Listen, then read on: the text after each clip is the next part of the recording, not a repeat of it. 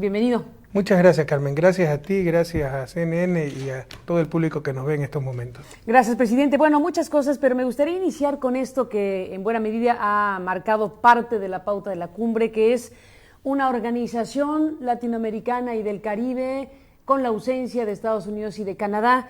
Independientemente de que esta cumbre, cuando usted y yo estamos conversando, está en curso, bueno, lo que se antoja es que se perfila algo más conformado en términos de un nuevo foro sin Estados Unidos y Canadá, una OEA sin el imperio, diría alguno de los presidentes. ¿Cómo se lo imagina y qué está esperando Ecuador y su presidente de este tema? Bueno, que se concrete y creo que vamos por buen camino. Creo que hay la voluntad política de así hacerlo y esto es muy importante porque no se trata de estar contra alguien o de sustituir organizaciones como la OEA, pero sí se trata de tener nuestras propias instituciones regionales, marchar con nuestros propios pies, depender de nuestras propias fuerzas.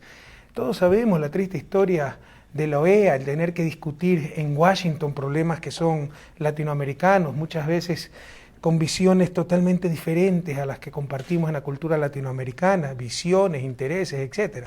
Entonces creemos que debemos tener organismos más adecuados para la región, para la resolución de conflictos y por otras muchas cosas, como por ejemplo combatir el crimen organizado, etc. Pero que dependa de nosotros mismos, de nuestras propias fuerzas, con nuestras propias visiones. En ese sentido, creemos que es muy importante. Le insisto, no se trata de sustituir ningún organismo, pero tampoco se trata de que para que no se ponga bravo tal país, para que no se extinga cierta organización, no hagamos lo que tenemos que hacer. Aquí tenemos que responder a nuestros pueblos y a la historia. Y venimos, bueno, que este proceso lleva ya un tiempo, venimos de una situación muy difícil como Honduras, un golpe de Estado que se consumó, una elección que se realizó en medio de un país en golpe y el panorama institucional que no fue suficiente para resolver la ruptura institucional. ¿Honduras acelera las cosas? ¿Honduras Yo creo que sí, ahí se vio la ineficacia de la OEA, pero no es solo Honduras, ha habido casos mucho más graves. Recuerde usted la guerra de las Malvinas en 1982. Claramente los estatutos de la OEA decían que la defensa de cualquier país ante la agresión de un país de fuera de la región, estaba el tratado de el TIAR, el de protección recíproca en caso de agresión de un país externo al continente. De todo eso se hizo tabla rasa por los intereses coyunturales de ese momento, y que no son tan coyunturales, ¿no? Ya son más permanentes en el tiempo. Es decir, es difícil confiar en un organismo de instancias que dependen de repente de los intereses y la visión de un país hegemónico hasta cierto punto en el continente. Entonces debemos buscar instancias propias, pero por supuesto el problema de Honduras verificó, diría yo, el alcance o la falta de alcance de la Organización de Estados Americanos. Necesitamos mecanismos mucho más ágiles, mucho más contundentes para actuar en casos tan graves como el caso hondureño. Y bueno, independientemente de la eficacia de los organismos, el asunto es que tenemos un problema en Honduras. Hay un problema en Honduras porque hay un gobierno electo en estas condiciones. Y la pregunta es qué viene para Honduras, qué piensa Ecuador sobre el gobierno de Porfirio Lobo y su llegada. ¿Lo reconocerá en algún punto? No. ¿Ni aún siendo un acuerdo de OEA en algún punto de la historia? Probablemente en el futuro, bajo ciertas condiciones, pero muy drásticas, porque sería un antecedente funesto para la democracia en América Latina, que se da un golpe de Estado, 3 meses después se llama elecciones y aquí no pasó nada. Eso es una barbaridad, ¿verdad? Y le insisto, sería un presidente funesto. ¿No es suficiente lo que dejó en su discurso de toma de posesión el presidente Lobo de una comisión de la verdad, por ejemplo? Eso es más que insuficiente, ¿verdad? El gobierno del presidente Zelaya era el gobierno con legitimidad democrática, fue derrocado, se hizo una elección bajo un régimen dictatorial, en consecuencia todo lo que se derive de aquello es también ilegítimo. Bueno, está en esta cumbre también un tema muy importante que es Haití. Por supuesto nadie se va a pelear con ayudar a Haití de las maneras que se pueda, pero aquí hay una discusión necesaria sobre el tipo de colaboración internacional que se requiere frente a una catástrofe tan grande como la haitiana, en términos de geopolítica y en términos de conducción de la ayuda internacional. ¿Qué piensa Ecuador que debe ocurrir cuando un país tiene que literalmente refundarse? Usted tiene razón, no se trata solo de reconstruir Haití después del terremoto, se trata de replantearla como país, porque todos sabemos que Haití tenía graves problemas antes del terremoto, que pueden ser explicados históricamente también, ¿no? Toda la toda la oposición que tuvo desde su liberación, todas las invasiones, las obligaciones que se le impusieron, etcétera, ¿verdad? Entonces hemos hablado de una nueva cooperación sur-sur que sea un proceso de acompañamiento siempre a través de la legítima representación del pueblo haitiano, el gobierno elegido democráticamente y construyendo institucionalidad y fortalezas locales, porque si usted no tiene fortalezas locales y una institucionalidad para realizar acción colectiva, va a crear un ente absolutamente dependiente. Entonces, creo que eso ha quedado muy claro y dentro de esta tragedia pues se vislumbra una nueva forma de cooperación y acompañamiento sur-sur. Colombia y Ecuador es un tema que no es de la cumbre, pero está aquí.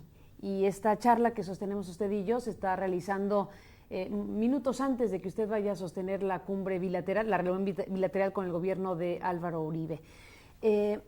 Varias cosas. Una que tiene que ver con una carta abierta que los familiares de las víctimas mexicanas de lo ocurrido en Sucumbíos le han enviado a usted y le piden, entre otras cosas, que no suceda lo que está por suceder aquí, que es reunirse con el presidente de Colombia. Tenemos también información de que usted se reunirá con los familiares mexicanos precisamente en esta visita, pues con motivo de esto, que ha significado la ruptura entre Ecuador y Colombia y un asunto que agravia a Ecuador, que agravia a México porque hubo víctimas mexicanas y que agravia al derecho internacional por lo que significa la intervención de esta manera de un país sobre otro. ¿Qué balance y qué perspectiva hay? Aunque la cumbre todavía no es entre ustedes dos, pero están a unos minutos de hacerlo. Bueno, Ecuador no es un país que se lava las manos, nuestro gobierno no es un país que se lava las manos y somos solidarios con aquellos que han sido oprimidos, aplastados por el poder, cualquiera que este fuese. Entonces, me ya ha llegado esa carta, no solo físicamente, espiritualmente me ha llegado muy profundo, una carta muy sentida, muy dolida y una lastimosa coincidencia. Venir a reunirme aquí en México con el presidente Uribe, justo la patria de los 5 universitarios muertos en ese bombardeo a Angostura, en la provincia de Sucumbíos, como usted bien menciona, y a pocos días de cumplirse el segundo aniversario de ese bombardeo. Tengo que decirles pues que para nosotros también es un aniversario muy doloroso. Entonces realmente nos dimos cuenta muy tarde de estas coincidencias, ¿no? Si no, tal vez hubiéramos replanteado la fecha y lugar de la reunión. La reunión la vamos a realizar. Nosotros tenemos deberes, como la propia carta lo indica, a nivel de jefes de Estado, pero sin claudicar nunca en nuestros principios, sin ocultar la verdad. Vamos a tratar, ya hemos restablecido relaciones con Colombia, no en su plenitud, todavía no tenemos embajadores, tenemos encargados de negocios, pero jamás sacrificando la verdad, los principios, los valores, las convicciones. Es decir, trataremos, porque ese es el deseo de nuestros pueblos, porque siempre hemos tenido una hermandad entre los pueblos colombianos y ecuatorianos, lo más rápidamente posible restablecer en su totalidad las relaciones bilaterales, pero en un marco de justicia, de dignidad, y no solo para los ecuatorianos, sino también para las víctimas mexicanas. Así que a los padres de estos estudiantes, mi abrazo solidario. De todos modos, he pedido reunirme con ellos, mañana nos vamos a reunir, vamos a conversar, pero tiene nuestra solidaridad, no está en nuestras manos sancionar esos crímenes, mucho podría ser también el gobierno mexicano, con todo respeto. En todo caso... ¿Cree que México no ha hecho lo necesario? No digo eso, yo digo que las víctimas fueron mexicanas y también puede hacer mucho el gobierno mexicano. En todo caso, tienen toda nuestra solidaridad. Nosotros seguiremos luchando para que se establezca absolutamente la verdad de lo ocurrido el 1 de marzo del 2008 y se sanciona a todos los culpables. Para cerrar este tema y poder ir a una pausa, le planteo lo siguiente: los familiares de las víctimas fallecidas en Sucumbíos, más los familiares de la mexicana Lucía Moret, le van a plantear, según han adelantado la prensa mexicana, que haga algo para que Ecuador se desista de la solicitud de extradición de Moret. Porque lastimosamente se cae en un grave error. Ecuador es un Estado de Derecho con separación de funciones. La Fiscalía es autónoma. ¿Usted cree que a mí me gusta esa situación? No ¿Usted sé. cree que si fuera decisión del presidente Correa yo hubiera iniciado un juicio contra Lucía Moret y hubiera pedido su extradición? Si para mí es una de las víctimas del bombardeo, no es un victimario, ¿verdad? O una victimaria. Pero lamentablemente en Ecuador hay separación de funciones. La Fiscalía del Estado es un ente autónomo y es la Fiscalía la que inició esos procesos y ha pedido la extradición de la señorita Lucía Moret. En ese caso no podemos hacer absolutamente nada, pero en lo personal no estoy de acuerdo con ese proceso y soy solidario con Lucía Moret. creo que ella fue víctima de ese bombardeo, no victimaria, no autora, no cómplice de los crímenes que se cometieron en ese lugar. Pero, le insisto, Ecuador es un Estado de Derecho, es la Fiscalía, ente autónomo el que inició el proceso y el gobierno, el Poder Ejecutivo no puede hacer nada al respecto.